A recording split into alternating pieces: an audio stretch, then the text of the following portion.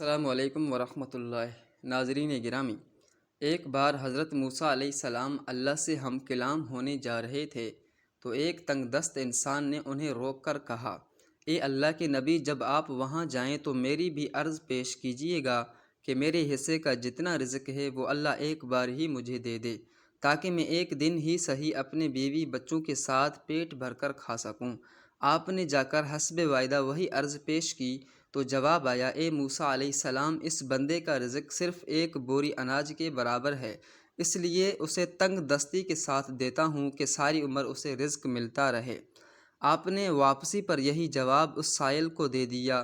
اس نے پلٹ کر کہا، اے اللہ کے نبی، آپ کا جب دوبارہ جانا ہو تو اللہ کے سامنے دوبارہ عرض فرمائیں کہ مجھے وہ ایک بوری رزق ایک دفعہ ہی عنایت کر دیں تاکہ میں پیٹ بھر کر کھا سکوں۔ آپ نے ایسا ہی کیا اور اگلے بار اللہ کی جانب سے اس کا سارا رزق ایک بار ہی مل گیا۔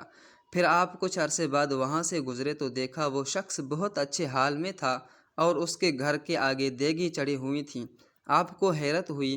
آپ نے جا کر عرض کی، اے باری تعالیٰ، آپ کا کہا پتھر پر لکیر ہے، مگر میں اتنے عرصے بعد گزرا ہوں مگر اس کا رزق تو ابھی تک جاری ہے، بلکہ بہت اچھے طریقے سے اسے مل رہا ہے۔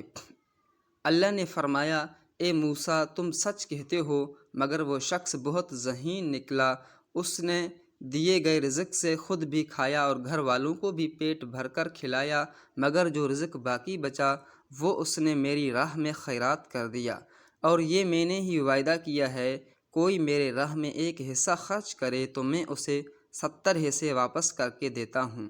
اس نے مجھ سے تجارت کر لی ہے، اے پیارے موسیٰ علیہ السلام، میں اپنے وعدے کے مطابق اسے مسلسل لوٹا رہا ہوں۔